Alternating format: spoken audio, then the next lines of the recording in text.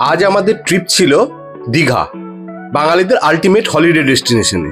তাই সকাল সকাল ঘুম থেকে উঠেই বেরিয়ে পড়েছিলাম মেট্রো ধরার জন্য, কারণ আমাদের বাস ছিল ধর্মতলা থেকে সকাল 8টার সময়, যেটা আমরা রেড বাস থেকে বুক করেছিলাম। বাসের নাম ছিল ভরপেট। বাসের নামটা কি আপনাদের একটু আনকমন লাগলো না? আমাদেরও লেগেছিল। বাসের নাম ছিল কিন্তু ভরপেট। ভরপেট কিন্তু একটা এসি লাক্সারি বাস। এই বাস ধরতে গেলে কিন্তু আপনাদেরকে চলে যেতে হবে সোজা ধর্মতলা। ধর্মতলায় L20 বাস স্ট্যান্ডের একদম পেছনে এই এসি লাক্সারি বাস ভরপেট কিন্তু আপনারা পেয়ে যাবেন। এই তীব্র গরমে আপনারা যদি দীঘা যেতে চান আর গরম থেকে যদি বাঁচতে চান, তাহলে কিন্তু আপনাদেরকে এসি বাসেই যেতে হবে। তাই কিন্তু আমরাও এসি বাসেই গেছিলাম। আর বাসের ভাড়া ছিল মাত্র 500 টাকা। 500 টাকা ভাড়া, কিন্তু বাসটা ছিল কিন্তু এসি লাক্সারি প্রিমিয়াম বাস। অসাধারণ এই বাস। আমি এতক্ষণ যে বাসের কথা বলেছিলাম এটাই হচ্ছে সেই বাস ভরপেট। ভরপেটের কিন্তু আপনারা নিউ দীঘায় রিসর্টও পেয়ে যাবেন একদম রোডের ওপরে। এবার আমি আপনাদেরকে নিয়ে চলে যাব বাসের ভেতরে। বাসের ভেতরটা আপনাদেরকে দেখাবো। বাসের ভেতরটা ছিল কিন্তু অসাধারণ। 2x2 পুশব্যাক সিট, মানে কোনো ঘিঞ্জিনেস কিন্তু আপনাদের থাকবে না। আর দেওয়া ছিল পর্দা, সিসিটিভি, এবং যেটার জন্য আমরা বাসে উঠেছিলাম এসির ভেন্টিলেশন কিন্তু অসাধারণ, কারণ মুখের মধ্যে ঠান্ডা হাওয়াটা পড়ছিল। আর আপনারা চাইলে কিন্তু ওটাকে রোটেটও করে দিতে পারবেন। এবার কিন্তু আমাদের বাস ছেড়ে দিয়েছিল। প্রথমে পেলাম দ্বিতীয় হুগলি সেতু, তারপরে কিন্তু বাস একদম সোজা দাঁড়িয়েছিল মেচেদার পরে, যেখানে আমরা কিন্তু ব্রেকফাস্ট করে নিলাম। ব্রেকফাস্টে কিছুই খাইনি, শুধু চা খেয়েছিলাম। তার কারণ আমরা কিন্তু সঙ্গে কলা নিয়ে নিয়েছিলাম, যেটাতেই আমরা ব্রেকফাস্ট করে নিয়েছিলাম, যেটা ধর্মতলা থেকে কিনেছিলাম। সকাল সকাল দীঘা যাওয়ার এই এক্সপিরিয়েন্সটা কিন্তু ছিল অসাধারণ। তারপর কিন্তু বাসে উঠেছিল এক পাঁপড়ওয়ালা, যেখান থেকে কিন্তু আমরা পাঁপড় আর পপকর্ন নিয়ে নিয়েছিলাম। সেটাকে কিন্তু আমরা বাসে যেহেতু ব্রেকফাস্ট করিনি বেশি কিছু, তাই উপভোগ করেই খেলাম। এরপর কিন্তু আমরা যত দীঘার কাছে পৌঁছে যাচ্ছিলাম, আমাদের কিন্তু ক্রেজিনেসটা আরো বাড়ছিল। তার কারণ কিন্তু আমাদের ট্রিপটা ছিল একদিনের মধ্যে আমাদেরকে সবকিছু সেরে ফেলতে হবে। ওল্ড দীঘা, নিউ দীঘা, আমরা কিন্তু এবার মনে হয় কাছাকাছি পৌঁছেই গেছিলাম দীঘার। আমার এই কথাটা বলার কারণ আপনারা বুঝতেই পাচ্ছেন, আপনারা এখন দেখতেই পাচ্ছেন রাস্তাটা কতটা সুন্দর, দীঘার মতোই। এটা হচ্ছে কিন্তু দীঘার গেট, মানে দীঘার এন্ট্রেন্স গেট, যেটা কিন্তু অসাধারণ একটা লুক। এবার কিন্তু আমি বলতে পারি দীঘা পৌঁছে গেছি, কারণ আমাদের বাস থেকে নামার পালা চলে এসেছে। এবার নেমে যাব কিন্তু নিউ দীঘায়। আর যে বাসে এসছিলাম ভরপেট, অসাধারণ একটা জার্নির ফিলিংস, কারণ কোনো ধরনের জার্নি ফিল করিনি আমরা, জার্কিং ফিল করিনি, জার্কিং লেস একটা জার্নি। আর আমরা ছিলাম কিন্তু দীঘা পুলিশ হলিডে হোমে, যেটা কিন্তু আপনারা সামনে দেখতে পাচ্ছেন। এটা কিন্তু নিউ দীঘার একদম বিচের পাশে। মানে বুঝতেই পাচ্ছেন আমাদের কতটা সুবিধা হয়েছিল বিচে যাওয়ায়। এবার আমি নিয়ে চলে যাব আপনাদেরকে সোজা আমাদের রুমে। আমাদের রুমটা কেমন ছিল দেখানোর জন্য। আমাদেরকে দেওয়া হয়েছিল ফার্স্ট ফ্লোরে রুম। আপনারা যদি ওয়েস্ট বেঙ্গল পুলিশে চাকরি করেন তাহলেই কিন্তু এই রুম বুক করতে পারবেন, তাছাড়া কিন্তু নয়। তাই কিন্তু এটা সাধারণ মানুষদের জন্য নয়। আমরা কিন্তু এবার রুমের কাছাকাছি পৌঁছে গেছিলাম। আমার ওয়াইফ আগেই রুমের কাছাকাছি পৌঁছে গেছিল, তাই এবার রুমের দরজা খুলে দেখি রুমটা কেমন। রুমের দরজা খুলেই দেখলাম রুমটা কিন্তু বড়। রুমের মধ্যে বাথরুমটা প্রথমেই ঢুকে দেখলাম, হ্যাঁ, কোমোড পায়খানা ছিল, একটা বেসিন ছিল, আর একটা রুমের মধ্যে খাট দেওয়া ছিল, একটা টেবিল ছিল। রুম থেকে কিন্তু একটা লন বেরিয়ে গেছিল, সেখান থেকে কিন্তু দেখা যাচ্ছিল নিউ দীঘার সি বিচ। এটাকে বলতে পারেন কিন্তু একটা সি ভিউ হোটেল। হোটেল বলা যাবে না, এটা পুলিশ হলিডে হোম ছিল। শুধুমাত্র ওয়েস্ট বেঙ্গল পুলিশদেরাই এখানে বুক করতে পারবে। আমরা কিন্তু এবার চলে গেছিলাম দীঘার সি বিচে। আপনারা যেটা দেখতে পাচ্ছেন এটা নিউ দীঘার সি বিচ। এখানে কিন্তু অনুভূতিটা অসাধারণ ছিল। আমরা কিন্তু সি বিচে যাওয়ার পরে 1 ঘন্টা মতো এনজয় করলাম। আমরা কিন্তু সমুদ্রে নামিনি, তার কারণ হচ্ছে প্রচন্ড রোদ্দুর ছিল, যার জন্য কিন্তু আমরা সমুদ্রে নামিনি। সমুদ্রে কিন্তু আপনি দেখতেই পাচ্ছেন স্পিড বোট চলছিল, অনেকে চেপে এখানে রাইডের অনুভূতিটা নিচ্ছিল। আমরা সমুদ্র থেকে এসে কিন্তু সোজা লাঞ্চে চলে গেছিলাম। লাঞ্চ করেছিলাম কিন্তু পুলিশ হলিডে হোমে, যেখানে কিন্তু আমাদেরকে খাবার দিয়েছিল ভাত, ঝুরঝুরে আলু ভাজা, ডাল, আলু ভেন্ডির তরকারি। এইগুলো দিয়েই কিন্তু আমরা দুপুরের লাঞ্চটা সেরে ফেললাম। লাঞ্চ করে আমরা হোটেলে কিছুক্ষণ রেস্ট নেওয়ার পরে বেরিয়ে পড়েছিলাম ওল্ড দীঘার উদ্দেশ্যে। দীঘা যাওয়ার পথে নিউ দীঘার কণিকা মার্কেটে আমরা পেয়ে গেছিলাম কিন্তু সুষম চা, যেখানে কিন্তু গুড়ের চা বিখ্যাত। তাই আমরা কিন্তু অর্ডার করে দিয়েছিলাম 2টো গুড়ের চা। আর গুড়ের চায়ের কি দাম আছে এই দোকানের মালিক সুভাষ দের কাছে জেনেই নিন আপনারা।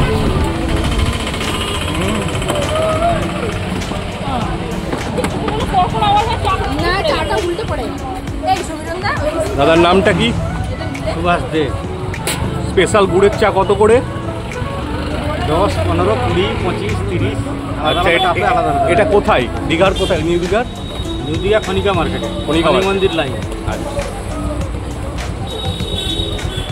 চাটা ছিল কিন্তু অসাধারণ খেতে, আমরা কিন্তু খুব এনজয় করেই খেলাম এই গুড়ের চা, মানে নিউ দীঘার বিখ্যাত এই গুড়ের চা। আপনারা কখনো যদি দীঘা যান কিন্তু এই গুড়ের চা খেতে ভুলবেন না, অসাধারণ টেস্ট নিউ দীঘার কণিকা মার্কেটে।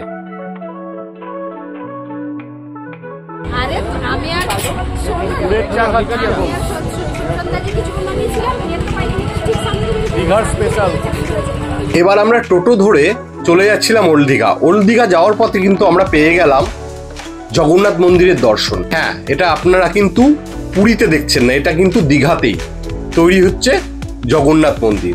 এটা কিন্তু সকল পুণ্যার্থীদের জন্য সুখবর। এরপর কিন্তু আমরা পৌঁছে গেছিলাম ওল্ড দীঘাতে। আপনারা কিন্তু যেটা দেখতে পাচ্ছেন এটা কিন্তু লেখা আছে আই লাভ দীঘা, যেটা কিন্তু ওল্ড দীঘাতে। ওল্ড দীঘায় এটা কিন্তু Biswa Bangla park, old Digha sea বিচের একদম পাশে। অসাধারণ একটা ফিলিংস এখানে যাওয়ার পরে। এখানে কিন্তু অনেক পর্যটকের সমাগম ছিল এবং ভিড় ছিল। আমি নিয়ে চলে যাবো এক মটকা কুলফি বিক্রেতার কাছে, যে একটা সোশ্যাল মেসেজ দিয়েছিল। কি? শ্রীকান্ত ভূঁইয়া।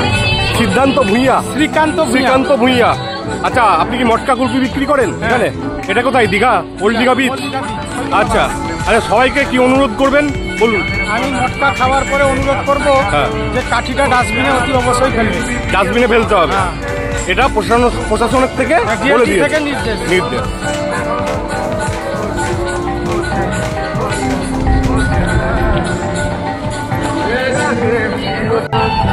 আমরা এখন কুলফি খাচ্ছি ওল্ড দীঘা সি বিচে। কুলফি খাওয়ার পরে কিন্তু আপনারা সবাইকে অনুরোধ, ডাস্টবিনে কাঠি ফেলবেন এবং যে কোনো ময়লা কিন্তু সি বিচে ফেলবেন না, মানে সমুদ্রে ফেলবেন না। ডাস্টবিন রাখা আছে, ডাস্টবিনে এসে ফেলবেন, এটাই আমার অনুরোধ। এই হচ্ছে সমুদ্রের পাশে ডাস্টবিন, আর এই হচ্ছে কাঠি। আমি ডাস্টবিনেই ফেললাম, আপনারাও কিন্তু ডাস্টবিনেই ফেলবেন।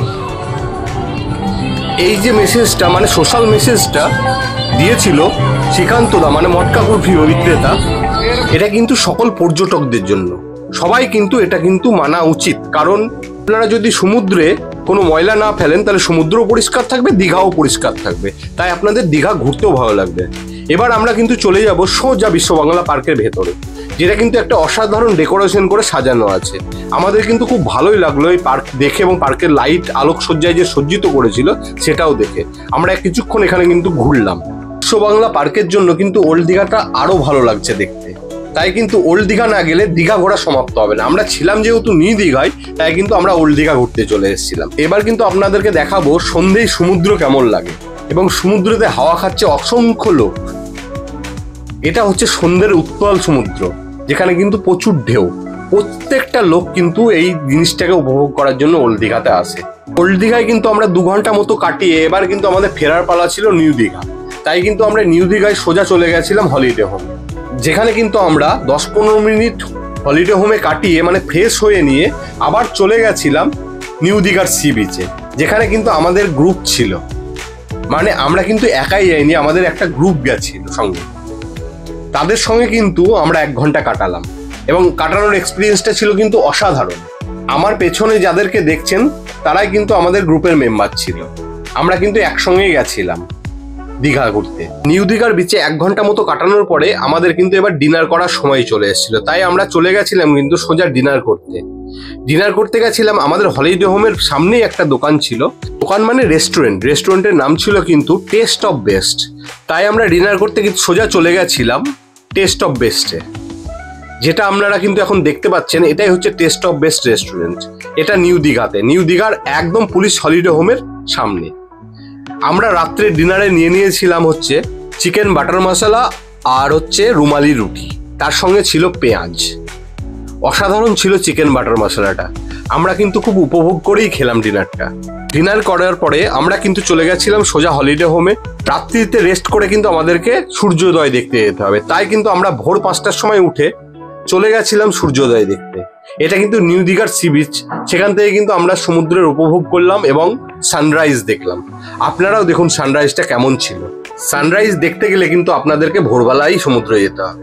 আর সমুদ্রে যাওয়ার পরে আমরা দেখলাম ভোরবেলাতেই উত্তাল সমুদ্রে স্নান করতে নেমেছেন 3 মহিলা, এবং খুব অসাবধানতা, যেগুলো কিন্তু প্রত্যেকটা পর্যটকদেরই করা উচিত নয়। দেখতেই পেলেন আপনারা, লাইফ রিস্ক হয়ে যেতে পারে এটা। তাই দীঘায় ঘুরতে যাওয়া পর্যটকদের আমি অনুরোধ করব, জীবনের ঝুঁকি নিয়ে এইরকম স্নান করতে নামবেন না। এবার আমরা কিন্তু চলে গেছিলাম ব্রেকফাস্ট করতে নিউ দীঘারই একটা রেস্টুরেন্টে। এসি রেস্টুরেন্ট ছিল এটা। আমরা এখন নিউ দীঘায় ব্রেকফাস্ট করব এসি রেস্টুরেন্টে। কি খাবো সেটা পরে দেখাচ্ছি। ব্রেকফাস্টে খাবো হচ্ছে পুরি অ্যান্ড সবজি। নিউ দীঘায় কেমন খেতে পরে জানাবো আমরা। উনি তো খেতে শুরু করে দিয়েছেন অলরেডি। ব্রেকফাস্ট শেষ হওয়ার পরে কিন্তু আমরা হলিডে হোমে ফিরে এসেছিলাম। কারণ হচ্ছে আমাদের কলকাতা ফেরার বাস ছিল হচ্ছে 11টা 20-তে সকাল। এখন হলিডে হোমের পার্কে কাটিয়ে আমরা কিন্তু বাস ধরতে চলে এসেছিলাম। আর যদি আরও আপনাদেরকে নতুন ভিডিও দেখতে হয়, আমার চ্যানেলটিকে সাবস্ক্রাইব আর ভিডিওটিকে লাইক করতে ভুলবেন না। থেকে আজকে আমাদের রিটার্ন আছে, বাসের জন্য অপেক্ষা করছি। এখন আমরা আবার বাসের ভিডিওটাও দেব, আপনারা দেখবেন। এটা আমাদের রিটার্নের বাস ছিল স্নেমিতা ট্রাভেলস, যেখানে কিন্তু আমরা ওঠার পরে দেখলাম আমাদের সিটের একটা ফল্ট ছিল। যেটা পুশব্যাক সিট ছিল সেটা কিন্তু পুশব্যাক হচ্ছিল না, মানে পুরোই লটকে গেছিল। তাই ওটাকে কিন্তু দড়ি দিয়ে বেঁধে আমাদেরকে দিয়েছিল ফিরে আসার জন্য। পুরো ট্যুরে এটাই একটা জিনিস খারাপ ছিল, বাদবাকি কিন্তু আমাদের ট্যুরের এক্সপিরিয়েন্সটা খুব ভালো ছিল। আপনারাও যান দীঘা ঘুরতে, আপনাদেরও ভালো লাগবে। ধন্যবাদ আমার পুরো ভিডিও দেখার জন্য।